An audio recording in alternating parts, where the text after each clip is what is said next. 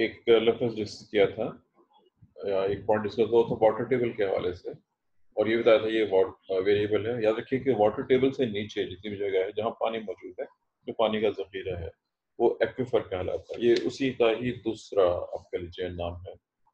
एक लफ्ज़, एक और लफ्ज़ वाटरशेड्स। वाटरशेड्स ये लफ्ज़ आपके लिए नया है, ये आपने इससे पहले या तो नहीं पढ़ा होगा, अगर पढ़ा होगा तो ज़ाहिर है विदाउट एक्सप्लेनेशन पढ़ा होगा। अगर किसी ने पढ़ा हुआ है, किसी को मालूम हो, तो बताना चाहता हूँ ताकि मुझे एक्सप्लेन ना करना पड़े। वो बताना चाहेगा जी? If you know what is watershed.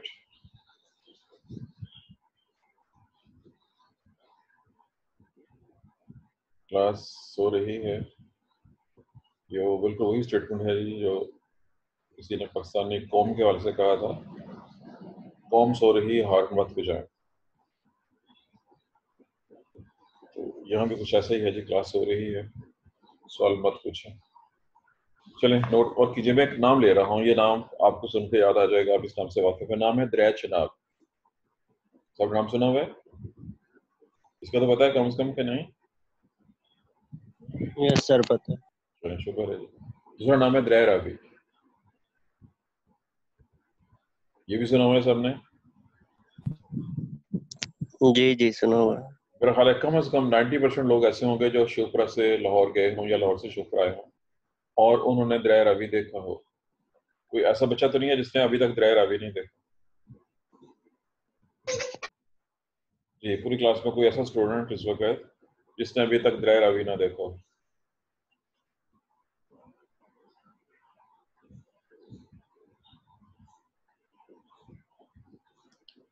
पूरी क्लास से कोई जवाब देने के लिए फिर तैयार नहीं है। चलें अगला क्वेश्चन। दरिया चनाब किस किसने देखा है? चूंकि मैं भी वो सिर्फ सब लोग ना गए हों, कुछ लोग गए हों। कितने लोगों ने दरिया चनाब देखा हो?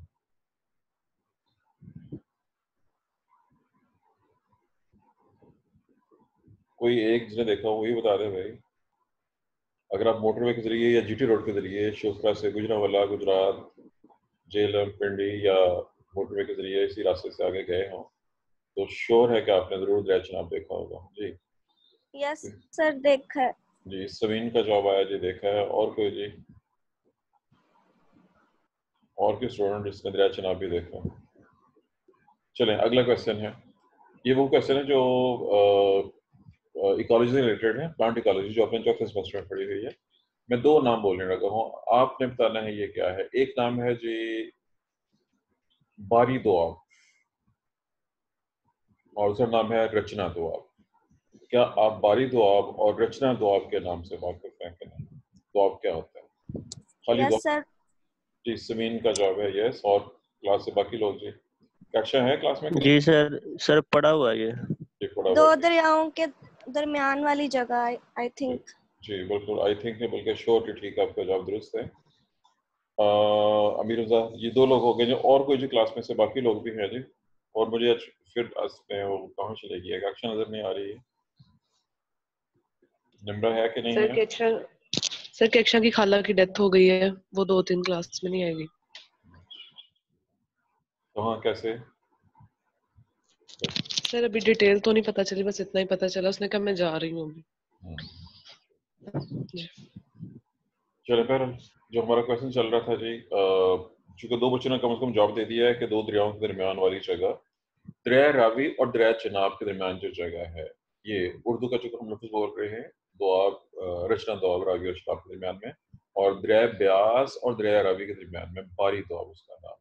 ऐसे ही आगे भी हैं जज दोआब और सिंध सागर दोआब वगैरह वगैरह, ये बहुत से दोआब। फर्ज कीजिए आप किसी एक जगह पे, किसी एक लैटिट्यूड पे या किसी एक मुकाम पे दरिया रावी से दरिया चनाब की तरफ जाना शुरू करते हैं। जब आप तकरीबन दोनों के सेंटर में पहुंचेंगे, मैंने तकरीबन का इस्तेमाल किया, ये एग्जैक्ट नहीं होता है, तो जो जगह होगी वो बहुत ऊंची होगी। जब आप एक ऐसे इलाके में होंगे जहाँ एक तरफ दरिया रावी हो और एक तरफ दरिया चनाब हो, दोनों के तकरीबन दरमियान में अप्रोक्सीमेट का आप समझते हैं कि अप्रोक्सीमेशन वो 40-60 रेशियो या कुछ और भी हो सकती है। वो जगह ऐसी होगी जहाँ पे आपको कुछ प्रॉब्लम महसूस होगी, वहां पे पानी ज्यादा गहराई में होगा। मेरे फिक्रे पे गौर कीजिए। अगर आप एक ऐसी जगह पे हो जहाँ पे दरिया चनाब और दरिया रावी के दरमियानी इलाका हो और दोनों दरिया ज्यादा फासले पे हों, तो वहाँ पर ज़ेरे ज़मीन पानी की सतह बुलंद नीची होगी, पानी ज़्यादा गहराई में होगा। और जो आप दरिया की तरफ जाते जाएँगे, दरिया के करीब जाते जाएँगे, तो पानी की सतह यानी ग्राउंड के नीचे जो वाटर टेबल है, वो काफ़ी ऊँचा हो जाएगा। अब इसका ताल्लुक हमारे टॉपिक के साथ क्या है? गौर से सुनना है इसको, क्योंकि जो मैं लफ्ज़ एक्सप्लेन करने लगा हूँ, ये वही वाला है, वाटर शेड। याद रखिए कि जो जगह ऊँची होती है, एक असूल है, पानी हमेशा ऊँची से नीची जगह की तरफ जाता है।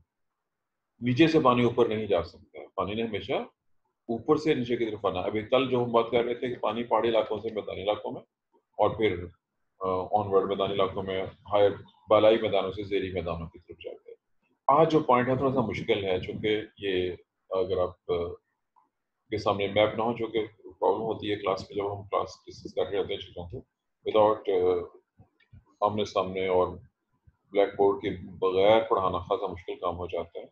क्योंकि जो इस ज़ूम के अंदर जो बाकी फैसिलिटीज़ हैं उनको यूज़ करना, मेरी आपको मालूम है राइटिंग बहुत अच्छी नहीं है। अगर मैं हाथ से को बना के स्क्रीन शेयर करता हूँ तो वो बहुत ही गंदे वाला मैप बनेगा। लगेगा जैसे किसी प्राइमरी क्लास के बच्चे ने कुछ लिखा होगा। तो मजबूरन मुझे उसको ऐसे ही लेके चलना पड़ता है। दूसरा नेट की प्रॉब्लम भी है, नेट बहुत ज़्यादा डिस्कनेक्ट होता है और वो वीडियो को अफ़ोर्ड ही नहीं करता है। अ, जी, जो बात हो रही थी कि जो ऊँची जगह है 2 दरियाओं के दरमियान, अब अगर आप उस जगह से चिनाब की तरफ जाएँगे तो कुछ पानी दरिया चिनाब की तरफ फ्लो करेगा उधर से और अगर आप उधर से रावी की तरफ आएँगे तो पानी दरिया रावी की तरफ फ्लो करेगा। मैं मिसाल देने लगा हूँ। हमारे पास यानी हम अपने मिनिस्टर की बात कर रहे हैं। कुछ नालों का ज़िक्र मैंने किया था, नाला नेक, नाला डेक, नाला निक्की डेक, नाला भेड़, ये सब नाले सियालकोट और गुजरांवाला से होते हुए और इनका रुख जो है वो दरिया रावी की तरफ है। ऐसे ही कुछ नाले ऐसे भी हैं जो दरिया चिनाब की तरफ जाते हैं। अब चूँकि हमारे इलाके में नहीं है, तो मैं उन नालों के नामों से वाकिफ़ नहीं हूँ, लेकिन बहरहाल हर जगह पे ऐसा होता है। अ, इस तरह की मैं एक और एग्ज़ाम्पल देने लगा हूँ जो आपके लिए थोड़ी-सी मुश्किल हो सकती है। डिपेंड करता है आपने डेफ़िनेटली आप लोग मूव किए हों, अपने मोटरवे के ज़रिए यहाँ से इस्लामाबाद, पिंड इस्लामाबाद के। कितने लोग हैं जो मोटरवे के ज़रिए पिंड इस्लामाबाद गए? क्योंकि जो पूछूँगा उसका Yes, ताल्लुक sir. जी, एक तो समीन हो गई जी और Yes, समीन sir. तो अलवीना 2 हो गए जी और चलें शुक्र है 2 लोगों ने जवाब दिया है कि वो लोग गए हुए हैं, बाकी लोग इसका मतलब आते-जाते नहीं Yes, हैं। sir. चलिए जी 3 हो गए।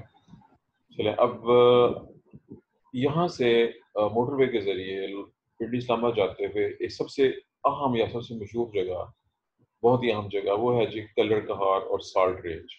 आप डेफ़िनेटली वहाँ से गुज़रे हैं, ऐसा ही है? Yes, sir. Yes, चलें, sir. चलें। अब मैंने अभी नाम लिया था चिनाब का, यहाँ से जाते हुए सबसे पहले दरिया चिनाब आता है, फिर दरिया झेलम आता है, उसके बाद वो साल्ट रेंज शुरू हो जाती है, जहाँ कलर कहार है और उसके बाद आखिरकार आप तकरीबन 100 किलोमीटर के बाद जाके इस्लामाबाद आता है।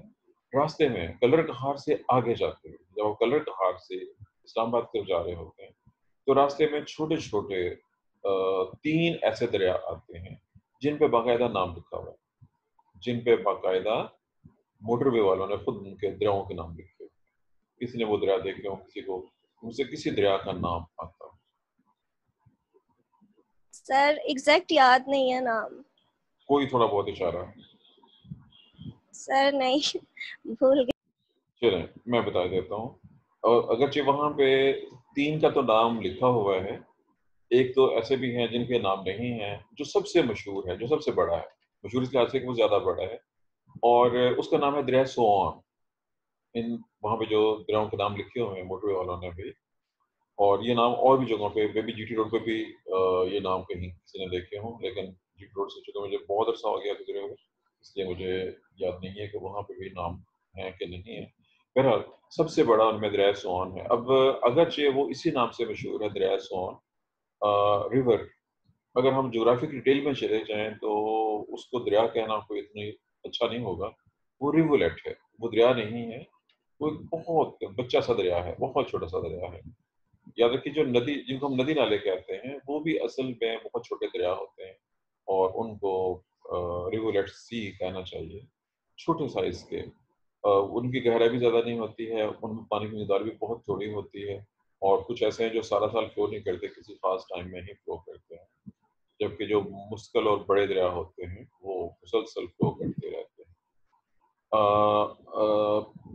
बहरहाल मैंने एक का नाम ले लिया है, ऐसे ही रिपेंट और सुबल के नाम से मजीद, और ऐसे अगर आप बलूचिस्तान के इलाके में जाते हैं, सुबह में जाते हैं, वहाँ भी बहुत से छोटे छोटे दरिया मिलते हैं। बहरहाल उन सब दरियाओं में पानी ईस्ट से वेस्ट की तरफ जा रहा है, ईस्ट से वेस्ट, मैंने जनरल लफ्ज़ इस्तेमाल किया, एक्चुअली वो ईस्ट नॉर्थ ईस्ट से साउथ वेस्ट की तरफ ये एक्चुअल फ्लो है पंजाब के इलाके में, जो लेफ्ट साइड पे जा रहे हैं। लेकिन जो ये वाले नाले हैं जिनका नाम मैंने शोपरा के रेफरेंस से लिया था, नाला डेक वगैरह, ये अगर जब हम कोर्स चेंज करते हैं, लेकिन जब हम इनको देखते हैं तो ये नॉर्थ वेस्ट से साउथ ईस्ट की तरफ जा रहे होते हैं। ये डिफरेंस ये है कि जब आप एक दोआब के सेंटर से राइट साइड पे हो या लेफ्ट साइड पे हो, तो पानी की डायरेक्शन चेंज हो जाएगी। बहरहाल रिजल्ट निकलेगा कि जो ऊंची जगह होती है जमीन में, वहाँ पे पानी कम होता है, पानी की वेबिलिटी कम होती है, वहाँ पे कलर के होने के चांसेस। आप लोगों ने सैलिनिटी का कंसेप्ट पढ़ा होगा प्लांट इकोलॉजी में, और हर किसने पढ़ाया था ये तो आपको याद होगा। वहाँ उस इलाके में जो एग्जैक्ट सेंट्रल पॉइंट होता है, वहाँ पे सैलिनिटी के चांसेस ज़्यादा होते हैं, और जब आप दरिया के करीब की जगह पहुँचते हैं तो वहाँ पे वाटर लॉगिंग के चांसेस बहुत ज़्यादा होते हैं। जहाँ सैलिनिटी होगी वहाँ वाटर टेबल बहुत गहरा होगा, और जहाँ वाटर लॉगिंग होगी वहाँ पे वाटर टेबल बहुत ऊपर आ चुका होता है। जहाँ पे हम मौजूद है यहाँ पे वाटर टेबल मुनासिब काफ़ी गहराई में मौजूद है। बहरहाल ये था जी कुछ बेसिक मालूमात। अब असल में जो मैं डिस्कस करना चाह रहा था वो वाटर शेड का लफ्ज़ था, वाटर शेड। किसी भी दरिया के दोनों साइड पर, किसी भी दरिया के दोनों साइड पे ऊंची जगह से दरिया की तरफ पानी का फ्लो होता है। मैंने अभी मिसालों दी हैं, शोपरा के लाहौर के इलाके में, वीरानो के इलाके में नाले जो हैं वो नॉर्थ वेस्ट से साउथ ईस्ट की तरफ ये दरिया रावी की तरफ फ्लो कर रहे हैं, जबकि दरिया सोन की अगर मिसाल लेते हैं या कुछ और, तो वहाँ पे जो पानी का फ्लो है वो नॉर्थ ईस्ट से साउथ वेस्ट की, नॉर्थ ईस्ट से वेस्ट की तरफ, और या कुछ हद तक साउथ वेस्ट की तरफ जो है वहाँ पे फ्लो मौजूद है। बहरहाल ये फ्लो चेंज हो जाता है। अब कोई भी ऐसी जगह, कोई भी ऐसा दरिया और उसके ट्राइब्यूटरीज, ये लफ्ज़ शायद आपने कहीं पढ़ा हो, ट्राइब्यूटरीज के नाम से वाकिफ है कि नहीं पहले से? Anyone who knows something about tributaries? No answer. Urdu में मुआवन कहते हैं। अगर एक दरिया में छोटे दरिया शामिल हो रहे हों या नाले शामिल हो रहे हों, सब उसके ट्राइब्यूटरीज कहलाते हैं। अगर हम पंजाब की बात करें तो पंजाब का जो मैदान है, इसके सारे के सारे दरिया आहर का दरिया सिंध में गिरते हैं, लेकिन अगर हम थोड़ी सी जगह पे, जैसे मैंने बात की अभी रचना दोआब की बात की, हम अगर इस इलाके में हैं तो यहाँ पे हम सिर्फ एक वक्त में दो दरियाओं को डिस्कस कर रहे हैं और उनके दाएं। पहला दरिया चनाब के दाएं बाएं की जगहों से पानी, दरिया चनाब में दरिया रावी के राइट और लेफ्ट दोनों साइड से पानी दरिया रावी के अंदर मुख्तलिफ तरीकों से, खा वो सरफेस रन ऑफ से हो, खा वो नालों के जरिए हो रहा हो। अब वो तमाम इलाका जहाँ जहाँ से पानी आ रहा है दरिया रावी के अंदर, वो उसका वाटर शेड कहलाएगा। ऐसे ही दरिया चनाब का इलाका है, और अगर हम पूरे पंजाब की बात करते हैं तो ये पांचों दरिया और दरिया सिंध और वो सब इलाके इसका वाटर शेड के अंदर शुमार किए जाएंगे। वेल यहाँ पे असल जो पॉइंट था कि पानी हमेशा हाई लेवल से लो लेवल की तरफ फ्लो कर रहा होता है, रन ऑफ भी, और जो नदी नाले में होता है वो वाला। और अगर नेचुरल फ्लो हो रहा हो, पोल्यूशन ना हो, तो वो उस फ्लो में काफ़ी सारा पानी साफ हो जाता है फ्लो होते हुए, इसकी रीजन कल डिस्कस कर चुके होते हैं। लेकिन कल ही ये बात भी हो गई थी कि अब पोल्यूशन इतनी ज़्यादा हो गई हुई है कि खाली नेचुरल फ्लो के दौरान पानी साफ नहीं हो सकता, जिसकी वजूहत हम ऑलरेडी पोल्यूशन वाले टॉपिक में पढ़ चुके हैं। जी, वाटरशेड का प्रोसेस और इसकी डिटेल्स भी पूरी हो गई हैं, मुकम्मल हो गई हैं। अब सूरज की रोशनी, हीट, किस तरह से पानी को, नेचुरली पानी को साफ करने में मदद की है। मैदानी इलाकों में या किसी भी ऐसे इलाके में जहाँ पे सूरज चमकता है अच्छा खासा है, ट्रॉपिकल सब ट्रॉपिकल रीजन में, याद रखिए कि गर्मी के मौसम में दिन के वक्त सूरज की रोशनी में बहुत सी अल्ट्रा वायलेट लाइट है। जब ये अल्ट्रा वायलेट लाइट पानी पर गिरती है तो पानी, अगर पानी कम गहरा है, ये शर्त है पानी अगर कम गहरा हो, पानी ज़्यादा गहरा ना हो, तो ये पानी की सरफेस पे ऊपर की तरफ जो मौजूद हैं जरासीम उनको मार देती है। ये इसका एक फायदा है। हम भी इस मेथड को इस्तेमाल कर सकते हैं। प्लास्टिक या शीशे की बोतल्स पे हैं, पानी को डाल के रखते हैं, धूप में रखना है उसको।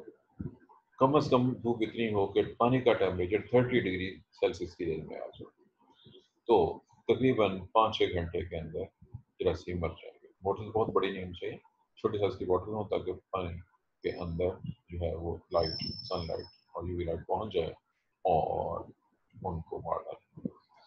और याद रखिए कि हीट भी कुछ हद तक जरासीम को मारने में मदद देती है, लेकिन मुशर्रत को काफ़ी ज़्यादा मकदार में मौजूद हो, तब तक ये शदीद गर्मी के मौसम। अब इसमें कुछ जरासीम मर जाएंगे, लेकिन प्रोटोजोआ के मरने के चांसेस बहुत कम होंगे, वो नहीं मरेंगे। ऐसे ही एलजी के मरने के चांसेस भी नहीं होंगे, ब्लू एलजी के मरने के चांसेस भी बहुत कम होंगे। लेकिन बैक्टीरिया, प्लास्टिक की बोतल से अल्ट्रावायलेट रेडिएशन पास कर जाएंगी। हाँ जी बिल्कुल, मैंने इसलिए कहा था प्लास्टिक की बारीक बोतल में से रेडिएशन पास करते हैं। ये आप कहीं और पढ़ चुके हैं कि ग्लास में से, आपने ग्रीन हाउस इफेक्ट पढ़ा हुआ है, ग्लास में से रेडिएशन पास कर जाते हैं। जो लाइट रेडिएशन हैं वो वाले, और जो हाई फ्रीक्वेंसी वो तो पास करेंगे, लेकिन जो इंफ्रारेड होती है वो वापस नहीं निकल सकती इसमें से, ग्लास में से भी। और यही चीज़ आपको याद हो, हमने कहीं और CO2 के बारे में भी पढ़ा, रेडिएशन को वो रोकने की कोशिश करती है ये रोक। जी ये था जी एक उसी तरीके का इस्तेमाल जो कि इंसान कर सकते हैं। पानी को साफ करने के जो मेथड की बात हो रही थी, इनमें से एक मेथड का मैंने जिक्र किया है। अभी हम वैसे नेचुरल पढ़ रहे हैं, अभी जो इंसान करते हैं उसका जिक्र आगे आएगा, क्योंकि ये उसके दरमियान में उसका जिक्र आ गया। ऐसे ही जब पानी चल रहा होता है, हवा की लहरें चलती हैं, उसमें ऑक्सीजन शामिल होती है, जो खासतौर पर फ्लोइंग फ्रेश वाटर होते हैं, उसमें हवा की लहरों की वजह से पानी में जो लहरें बनती हैं उसमें ऑक्सीजन शामिल होती रहती है।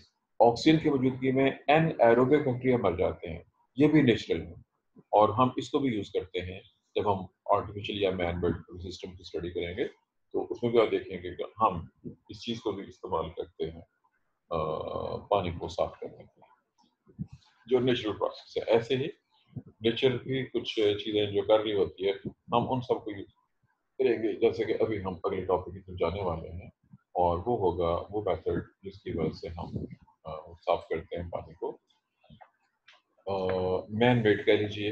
अब जो मैन मेड या आर्टिफिशियल वाटर प्योरिफिकेशन का प्रोसेस है, उसके लिए चंद टेक्निकल अल्फाज हैं। ज़माने कदीम में तो बहुत सिंप्लीफाइड था, अब वो खासा एडवांस हो गया है। इसमें भी डिपेंड करता है कि आप कौन से सोर्सेज को, कौन सी बुक्स को यूज़ करते हैं। आपको 4 किस्म के प्रोसेस मिलेंगे, 4 स्टेप्स मिलेंगे, हम उनको डिस्कस करने लगे हैं। और यहाँ से हमारे क्वेश्चन का दूसरा हिस्सा शुरू हो रहा है, चूँकि नेचुरल को मैंने डिस्कस कर दिया डिटेल के साथ। हमारा अगला सिस्टम हो गया जी आर्टिफिशियल यानी man made waste water treatment. अब चूँकि पानी इतना गंदा हो गया है, उसको साफ करना किए बगैर चारा नहीं है, हमें यानी इंसानों को उस पानी को साफ करना चाहिए। एडवांस तरक्की याफ्ता मुल्कों में या अमीर मुल्कों में ऐसा हो रहा है, फिलहाल गरीब मुल्कों में ऐसा नहीं हो रहा। और बदकिस्मती पाकिस्तान बहुत अमीर होने के बावजूद गरीब मुल्कों में शामिल है, वजूहात कुछ और हैं। चलें, बहरहाल याद रखिए कि बहुत छोटे पानी से, यानी ये भी हो सकता है कि आप अपने घर में पानी को साफ करें बहुत छोटे पानी पे, और बहुत बड़े पानी पे पूरे शहर का पानी साफ किया जा सकता है, या किसी बड़े पानी पे एक बहुत बड़े इलाके से आने वाले पानी को भी साफ किया जा सकता है। अब ये मुख्तलिफ जो के सिस्टम्स हैं, मुख्तलिफ साइज सिस्टम हैं, मुख्तलिफ लेवल्स के हैं, हम आगे डिटेल्स की तरफ जाएंगे, पहले हम जनरल की तरफ जा रहे हैं। और ये भी नोट कीजिएगा, फर्ज कीजिए एक फैक्ट्री से पानी निकल रहा है, और डिपेंड करते हैं फैक्ट्री किस चीज़ की है, उसमें एक ख़ास अगर केमिकल निकल रहा है तो उस सिर्फ उस केमिकल को निकालना ही उनके लिए काफ़ी है। अगर वो उसी को निकाल दें, ये बहुत ही अहम ट्रीटमेंट है, लेकिन ये एडवांस लेवल का ट्रीटमेंट है, चूँकि किसी केमिकल को पानी में से निकालना इतना आसान काम नहीं होता। बहरहाल जो इंसानों के बनाए हुए सिस्टम्स हैं जिनकी मदद से पानी को साफ किया जाता है, और ज़ाहिर है कि ये बड़े पानी पे जो बनाए जाते हैं, आप कह लीजिए वाटर ट्रीटमेंट प्लांट्स कहेंगे उनको, वाटर ट्रीटमेंट प्लांट्स, ये इंजीनियर्ड होते हैं, यानी बाकायदा इंजीनियर्स इनको डिज़ाइन करते हैं और उनकी वजह से पानी को साफ किया जाता है। बहरहाल, अब इसमें याद रखिए कि वो पानी जो जहाँ से भी आ रहा है उसको साफ करने के जो स्टेप्स हैं वो कम से कम 2 और मैक्सिमम 4 पर होते हैं। उनके नाम है primary treatment, secondary treatment, tertiary treatment और क्वार्टरनरी ट्रीटमेंट। ये 4 स्टेप्स हैं जिन 4 स्टेप्स के अंदर इसको साफ किया जाता है। अब मैंने इनको प्राइमरी से लेके सेकेंडरी, टर्शियरी, क्वार्टरनरी ये नाम दिए हैं। बहुत किताबों में इसकी बजाय अदर नेम्स आपको मिल सकते हैं और उसमें कुछ डिफरेंस भी आ जाएगा, चूँकि मुख्तलिफ याद रखिएगा। जैसे उर्दू का मुहावरा है कि दो मुल्लाओं में मुर्गी हराम, बिल्कुल ऐसे ही जो एक्सपर्ट्स होते हैं उनमें भी इख्तिलाफ राय होते हैं और जो प्रोसेस हो रहे होते हैं उनमें भी डिफरेंस है। और ये भी डिपेंड करता है कि जिस सोर्स से आप स्टडी कर रहे हैं उसने कौन से सोर्सेज दिए हुए हैं, जो कि बहुत सिंपल तरीके से भी पानी की सफाई मुमकिन होती है कुछ हद तक, और बहुत एडवांस तरीके से भी हो सकती है। मैं दोनों तरीके का जो सिस्टम है उन दोनों को पहले मैंने 4 नाम आपको बता दिए हैं और अब हम उसको लेकर चलेंगे आगे डिटेल्स की तरफ। ये प्राइमरी से लेकर जो टर्शियरी तक सिस्टम्स हैं, प्राइमरी, सेकेंडरी, टर्शियरी और क्वार्टरनरी, ये क्या होते हैं और किस तरह से काम करते हैं और उनके जो सिंप्लीफाइड तरीका है वो क्या है और ज़्यादा पेचीदा तरीका का वो क्या हो। मैं पहले स्टेप में उन सिंपल सिस्टम की तरफ जाऊंगा जो बहुत पहले, अब से तो हमें 100 साल पहले ही साइंटिस्ट ने ये मेथड जो है स्टार्ट कर दिए थे। और वो क्या, नंबर एक शहर से पानी आ रहा है, शहर का सारा गंदा पानी, दो तरीके, हाँ वो ओपन ड्रेन या नाली के जरिए आ रहा हो या वो सीवरेज पाइप्स जिनमें रास्ते में मेन होल भी बने होते हैं उसके जरिए आ रहा हो, उसको शहर से बाहर बड़े बड़े तालाबों में जमा कर दिए जाते हैं। बहुत बड़े तालाब बनाए जाते हैं और उन तालाबों में उस पानी को इकट्ठा कर दिया जाता है। अब सबसे आसान जो तरीकाकार है, अब उसके जिसको मैं प्राइमरी ट्रीटमेंट कहूँगा, जो पानी आया है पाइप्स के जरिए उसमें सबसे पहला एक स्टेप है वो है मैकेनिकल फिल्ट्रेशन। ये हमारे यहाँ भी कुछ हद तक हमें नजर आ जाता है। जहाँ पे भी बड़े वाले नाले हैं, अगर जहाँ पे नाले पे आपने पुल बनाना है या जहाँ पे आगे कोई मेन होल है, उस नाले के ऊपर ही आप मेटल यानी लोहे की बनी हुई जाली लगा। जाली मुख्तलिफ तरह की हो सकती है, मुख्तलिफ साइज की हो सकती है, बारीक जाली, मोटी जाली। आमतौर पर मोटी जालियाँ पाई जाती हैं। उसका मकसद ये होता है कि जो बड़े साइज की चीज़ें आ रही हैं उसमें फर्ज कीजिए कि कोई किसी ने प्लास्टिक की बोतलें फेंक दी हैं या लकड़ी के टुकड़े आ गए या किसी ने घर का और कोई जो कचरा है जो बड़े साइज वाला है वो फेंक दिया है, तो वो उसको रोक लिया जाएगा, फिल्टर कर लिया जाएगा। अब ये मैकेनिकली या फिजिकली कह लीजिए, ये मैकेनिकल ट्रीटमेंट है, फिजिकल ट्रीटमेंट है कि आपने उस पानी को तालाब में जाने से पहले उसमें से जो ऐसी चीज़ें जो बहुत ज़्यादा प्रॉब्लम का बायस बन सकती हैं उनको आपने पहले से फिल्टर कर लिया। ये हमारा पहला ट्रीटमेंट है, प्राइमरी ट्रीटमेंट है, मैकेनिकल ट्रीटमेंट है, जिसकी वजह से आपने एक हिस्से को उसमें से सेपरेट कर लिए है और उन जालियों में से उन चीज़ों को फिर बाहर बाहर निकाल लिया जाए। शुक्रा में भी एक जगह पे मैं देखा है, लाहौर में बहुत से नाले हैं। जब नालों की बात हो रही थी तो मैंने यहाँ के नालों का नाम तो लिया था, अब मैं लाहौर शहर की बात करने लगा हूँ। आप लोग डेफिनेटली लाहौर में गए होंगे। अब लाहौर में कुछ नालों को कवर कर दिया है, लेकिन अभी भी कुछ नाले ऐसे हैं जो अनकवर्ड हैं। वो नाला जो सबसे ज़्यादा कवर किया गया है, ये अगर आप फिरोजपुर रोड पे जाते हैं, मेट्रो पे जाते हैं, तो स्टॉप का नाम है शमा। शमा के बिल्कुल पास से ये वाला नाला गुजरते हैं। और जेल रोड का नाम भी आपने सुना होगा। जेल रोड के साथ साथ बहता हुआ शमा और से ऑनवर्ड आ गई समनबाद और समनबाद से आगे आपका दायरा आगे में चला गया। इस नाले को कवर किया गया है, समनबाद और शमा के दरमियान का इलाका इसको टोटल कवर कर दिया है, पुख्ता बना के ऊपर से इसको कवर कर दिया गया। इसमें वो मैकेनिकल फिल्टर लगे हुए हैं जो कि बहुत खास अहमियत के यहाँ पर हैं। उसके मुकाबले में एक और नाला, ऐसे जब आप बहुत आगे जाते हैं, बल्कि मैं 2 नालों की मिसाल दूंगा। बहुत मशहूर जगह है, माल रोड का नाम तो सबने सुना है। माल रोड के बिल्कुल साइड के ऊपर हाल रोड आता है। हाल रोड में इलेक्ट्रॉनिक्स की खासी बड़ी मार्केट्स हैं। और उनके अंदर से भी एक छोटा सा नाला बहता हुआ आता है। ये वाला नाला कवर नहीं है, कम से कम जब मैंने देखा था उस वक्त तक वो कवर नहीं था, और मेरा नहीं ख्याल है उसके बाद उसको अभी तक कवर किया गया। ऐसे ही तीसरा नाला, ये स्टॉप का नाम है जी, स्टॉप का नाम चुंगी,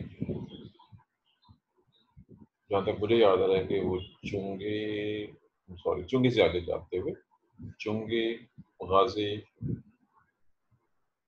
मुझे एग्जैक्ट स्टॉप का नाम याद नहीं आ रहा है जी। बहरहाल ये इसी साइड के ऊपर है, फिरोजपुर पे काफ़ी आगे जाते हुए। ये अनकवर्ड, ये वाला नाला फिलहाल अनकवर्ड है, लेकिन इसमें कुछ जगहों के ऊपर मैंने वो लगा हुआ देखा हुआ है, फिल्टर लगा हुआ देखा है, मैकेनिकल फिल्टर। और उसकी रीज़न ये होती है कि लोग जो शॉप पर बैग और इस तरह की चीज़ें फेंक देते हैं, उनको फिल्टर करना बहुत ज़रूरी होता है, वगैरह सबसे ज़्यादा मसाइल का हमारे सुई चीज़ें करती हैं। बहरहाल मैंने दो मुख्तलिफ मिसालों के साथ आपको ये चीज़ बता दी कि कुछ चीज़ें ऐसी हैं जिनको मैकेनिकली फिजिकल फिल्टर्स के ज़रिए सेपरेट किया जा सकता है और सेपरेट किया जा रहा है कुछ हद तक, ताकि पानी के फ्लो को स्मूथ किया जा सके। हमारे यहाँ अगर हम अपने शहर की बात करते हैं जहाँ पे सीवरेज सिस्टम है, उसमें मेन होल्स बने होते हैं, और हर कुछ से बाद उन मेन होल्स के अंदर से सफाई करनी पड़ती है, क्योंकि कुछ लोग ऐसी चीज़ें जिसमें मिट्टी, रेत और कंकरियाँ और बारिश शामिल है, वो भी पानी में फ्लश आउट कर देते हैं, जिसकी वजह से वो नीचे बैठ जाती हैं और उनको वहाँ से निकालना पड़ता है। भले ये भी कोई मैकेनिकल फिल्ट्रेशन का ही हिस्सा कहलाएगा। वेल ये है जी वो पहला स्टेप, मैकेनिकल फिल्ट्रेशन, जो के पानी को साफ करने के लिए एक पहला स्टेप। इसका एक दूसरा हिस्सा भी है, वो ज़माने कदीम में तो नहीं था, लेकिन आजकल वो किया जा रहा है। जब वो पानी आपने किसी मैकेनिकल फिल्ट्रेशन में कर लिया, यानी आपने सॉल्ट चीज़ों को निकाल लिया, सॉल्ट चीज़ें निकालने के बाद दूसरी अहम चीज़ जो पानी में नजर आती है, और ख़ासतौर पर उस पानी में जो घरों से आ रहा है, इसका जिक्र शायद ने पहले भी कहीं पे किया था, वो है ऑयल और घी। हमारे यहाँ लोग इतने बेवकूफ़ हैं, इतने बेवकूफ़ हैं, इतने जाहल हैं कि इसका तसव्वुर ही नहीं किया जा सकता। लोग समझते हैं कि हम घी खा रहे हैं तो हम पता नहीं कौन सा कारनामा अंजाम दे रहे हैं, जो एक आम कंसेप्ट है हमारे इलाकों में कि ये देसी घी होती है ताकत, तो समझ में देसी घी में ज़्यादा ताकत होती है डालडा और ऑयल के मुकाबले में। ये मिसकंसेप्शन याद रखिए। एक आम इंसान को, खास तौर पर वो लोग जो शहरों में रहते हैं, जो ना तो एक्सरसाइज करते हैं, ना फिजिकल वर्क करते हैं, जिस्मानी शक्ल का काम नहीं करते, उनको बहुत कम मिकदार में आयले की जरूरत है। अगर एक बंदा देहाती है, मजदूर है, किसान है, मैकेनिकल फिजिकल वर्क करता है, वो तो घी खा सकता है ज़्यादा मिकदार में। एक आम बंदे को घी की जरूरत नहीं है, लेकिन हमारे यहाँ लोग फ्राई चीज़ें और घी बहुत ज़्यादा खाते हैं, खा खा के मोटे हो जाते हैं। उसके साथ ही मोटे होने के साथ उनके जोड़ों में दर्द शुरू हो जाता है, और ब्लड प्रेशर और हार्ट डिजीज शुरू हो जाती है, और फिर इल्ज़ाम डॉक्टर को लगाते हैं जी, डॉक्टर को कैसी मिसाल कहते हैं, चेक ही नहीं किया जाता, बड़ा बंदा मर गया। ये कुछ हमारे यहाँ हो रहा है। दोबारा गौर कीजिए कि घरों में से जब बर्तन वॉश किए जाते हैं, बहुत बड़ी मिकदार में ऑयल और घी इन नालियों में आ जाता है और पानी में फ्लो करता हुआ, जो घी है वो तो जम जाता है, अगर गर्म पानी डालें फिर वो फ्लो करेगा, लेकिन जो ऑयल होता है वो फ्लो करता हुआ पानी के साथ साथ पानी के ऊपर जाएगा, जहाँ भी आप उसको खड़ा करेंगे पानी के ऊपर वो ऑयल मौजूद होगा। अगर घी भी आ गया फ्लो करता हुआ तो वो भी टॉप के ऊपर होगा। इसको मुख्तलिफ मेथड से उतारा जा सकता है। एक सिंपल सा लफ्ज़ है skimming, it can be skimmed. इसको ऊपर से उतारा जा सकता है, एक सिंपल मैकेनिकल तरीके से उतारा जा सकता है, और फ्लोटेशन मेथड से भी। फ्रॉथ फ्लोटेशन का लफ्ज़ आप लोगों ने केमिस्ट्री में स्टडी किया होगा। फ्रॉथ फ्लोटेशन मेथड से भी इसको जो है वो रिमूव किया जा सकता है, निकाला जा सकता है। ये है जी वो मेथड जिसकी मदद से मैकेनिकल ट्रीटमेंट करते हुए, जो कि प्राइमरी ट्रीटमेंट, याद रखिएगा, जो चीज़ आपने फिल्टर के ज़रिए, छलनों के ज़रिए या स्किमिंग के ज़रिए रिमूव की है, ये इब्तदाई हिस्सा था। और ये जो खास तौर पर जो ऑयल रिमूव किया गया है, ऑयल भी आपके हैरान कुन और परेशान कुन खबर हो सकती है। अगर आपको ये पता चल जाए, ये चूँकि हमारे यहाँ तो नहीं हो रहा, पाकिस्तान में ये ट्रीटमेंट प्लांट मौजूद नहीं है, इससे बाद में क्या बनाते हैं? Do you know something about this? Advance countries में जहाँ पे ये ऑयल वगैरह को सेपरेट करते हैं सीवरेज वाटर से, उसका क्या करते हैं? Do you know something about this?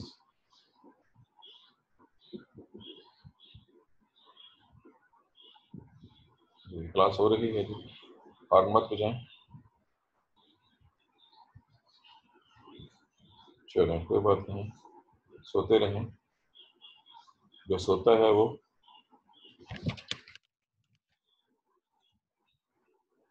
जी। सुन लीजिए कि वो जो ऑयल इकट्ठा किया जाता है, उससे आगे सोप साबुन तैयार कर लिया जाता है। वो ऑयल जो सीवरेज वाले पानी से इकट्ठा किया जाता है ऑयल की, उसको सोप की तैयारी में यूज किया जाता है। They are used in formation of soaps. आप समझते हैं, ऑलरेडी आप जानते हैं सोप कैसे बनती है, ये आपको मालूम होगा पहले से। बहरहाल ये था जी मैकेनिकल ट्रीटमेंट, दो मुख्तलिफ चीज़ों को, जो बड़े साइज की चीज़ें हैं फालतू, उनको निकालना, और पानी के ऊपर आने वाले ऑयल और घी को उसमें से रिमूव कर रखना, ये प्राइमरी ट्रीटमेंट या मैकेनिकल ट्रीटमेंट है, जो कि बहुत अहम पार्ट है, पहला स्टेप है उस फिल्ट्रेशन के प्रोसेस का या पानी के ट्रीटमेंट का, जिसको हम डिस्कस कर रहे हैं। अब चूँकि हमारे पास टाइम कदरे थोड़ा सा ही है, लेकिन चलें थोड़ा सा और जिक्र हो सकता है। वो तालाब जिसका हमने जिक्र किया, आपने मैकेनिकली चीज़ें पहले से सेपरेट कर ली, अगर ऊपर आयल था तो उसको आपने रिमूव कर दिया। अब उस पानी को, मैं लफ्ज़ बोल रहा हूँ, सिंपल स्टेटमेंट है, अलाउ टू स्टैंड। पानी को उस तालाब में कुछ दिनों के लिए खड़ा रहने देते। अगर आपने कुछ भी नहीं करना है, जस्ट उस खड़ा रहने से पानी काफ़ी सारा साफ हो जाए। उसमें जो सस्पेंडेड पार्टिकल्स हैं बड़े साइज के, वो आहिस्ता आहिस्ता नीचे बैठ जाएंगे, वो सब के साथ खुद ब खुद नीचे बैठ जाएंगे। और ये याद रखिए, जो इस वक्त मैं ट्रीटमेंट प्लांट की बात कर रहा हूँ, ये वो सिंपल ट्रीटमेंट प्लांट है जो अब से तकरीबन 100 साल पहले बनाए गए थे। और पाकिस्तान जैसे मुल्कों में अगर ये भी बना लिए जाए, तो ये हमारे ये भी नहीं है। फिर सुन लीजिए, हमारे यहाँ तो अभी ये इतने जो सिंपल वाटर ट्रीटमेंट प्लांट है, हमारे यहाँ ये भी अवेलेबल नहीं है। अगर जस्ट ये ही बना लिए जाएँ तो बहुत हद तक हम उस पानी को साफ कर सकते हैं, जो बहुत से प्रॉब्लम्स का बायस बनता है। जब पानी सेटल रहेगा, उसमें कई चीज़ें हो रही हैं, उसमें सेकेंडरी और टर्शियरी लेवल के ऊपर ट्रीटमेंट का अमल ऑटोमेटिकली हो रहा है, जो इनिशियल होता है। और वो किस तरह से हो रहा है? एक तो ये हो रहा है कि वो जो मैटर था कुछ सस्पेंड मड, वो नीचे बैठना शुरू हो गया। एक चीज़ तो ये हो रही है। सेकंड, उसके अंदर बहुत से बैक्टीरिया और बिरुर एल्गी मौजूद होते हैं, या ग्रो होना शुरू हो जाते हैं, या खुद ग्रो कराए जा सकते हैं। वो भी उसके अंदर डीकम्पोजिशन का प्रोसेस करना शुरू कर देते हैं। जब वो उसको डीकम्पोज करते हैं तो मजीद ऑर्गेनिक मैटर नीचे बैठ जाता है। मैं इसकी एक और मिसाल देता हूँ। घरों से आने वाला जो पानी है, उसमें टॉयलेट्स से आने वाला पानी भी शामिल है, उसमें फीसेस मौजूद होता है। ये फीसेस उन बैक्टीरिया और एल्गी की वजह से डीकम्पोज होना शुरू हो जाता है। और जब ये डीकम्पोज होता है तो दो तरह की चीज़ें बनाएंगी, कुछ गैसेस बनाएंगी, और कुछ चीज़ें जो सॉल्ट्स या पार्टिकल्स बनेंगे, वो अपने वजन की वजह से नीचे बैठना शुरू हो जाएंगे। और नीचे उर्दू में तो मिट्टी कहेंगे, लेकिन एक्चुअली लफ्ज़ स्लज है, स्लज की शक्ल में, पंजाबी में गार कहते हैं। आपने कभी नोट किया जहाँ पे नालियाँ होती हैं, उन नालियों में से, जहाँ पे नालियाँ अब भी हैं और म्यूनसिपल बॉडीज को साफ कराती है, वो जो ब्लैक ब्लैक सा मटेरियल निकालते हैं नालियों की सफाई करते हुए, उसको हम पंजाबी में गार कहते हैं, जिसमें से गार निकला, वो वो डिकम्पोजिशन हो रही होती है, अभी उसकी मुकम्मल नहीं होती। वो वेस्ट मटेरियल है जो अभी डिकम्पोज हो रहा होता है। उसमें ज़्यादा हिस्सा फिजिक्स का है, लेकिन कुछ हिस्सा उस मटेरियल का भी होता है जो किचन से, बर्तनों के वॉश होने की वजह से आ रहा है। वो सब चीज़ें डिकम्पोज हो रही होती हैं, और डिकम्पोज होकर वो आहिस्ता आहिस्ता नीचे सेटल हो जाती हैं। जब वो मुकम्मल डिकम्पोज होकर नीचे सेटल हो जाए तो वो स्लज कहलाता है। और आगे स्लज के यूजेस हम कुछ आगे पढ़ेंगे, ये स्लज क्या है और इससे हम आगे इसके यूजेस क्या क्या कर सकते हैं। जो नीचे बैठने का अमल है, उसको सेडिमेंटेशन का नाम दिया जाता है। तो जिससे नीचे बैठ रही हैं, उसको सेडिमेंटेशन। अच्छा, अब दोबारा नोट कीजिएगा, मैंने ये जिक्र किया है कि ये मैंने उस प्लांट को डिस्कस किया है जो बहुत पहले बनाए गए थे और अभी भी पूरे मुल्कों में इस्तेमाल किए जा रहे हैं, किए जा सकते हैं। अभी मैंने जो एडवांस वाले हैं उसका जिक्र करता हूँ सेपरेट, क्योंकि वहाँ पे उसमें कुछ और भी किया जाता है और तब वो ज़्यादा बेहतर तरीके से उसको साफ कर लेते हैं। हमारे पास सिर्फ 1 से 2 मिनट का टाइम बाकी है, इसलिए टॉपिक हमारा आगे नहीं चल सकता है। तो आज के लिए बस इतना ही है, ये टॉपिक हमारा चलता रहेगा। चलो आगे जी, इरम आप कुछ कहना चाह रही हैं? आपने हाथ खड़ा किया। सर फर्स्ट जून से हमारे समर हॉलीडे स्टार्ट हो रहे हैं कि हमारी क्लासेस चलती रहेंगी ऑनलाइन? हाँ जी, जब तक याद रखिए कि गवर्नमेंट नहीं अनाउंस करना होता है ना, गवर्नमेंट क्या अनाउंस करती है, कैसे फैसले करती है, या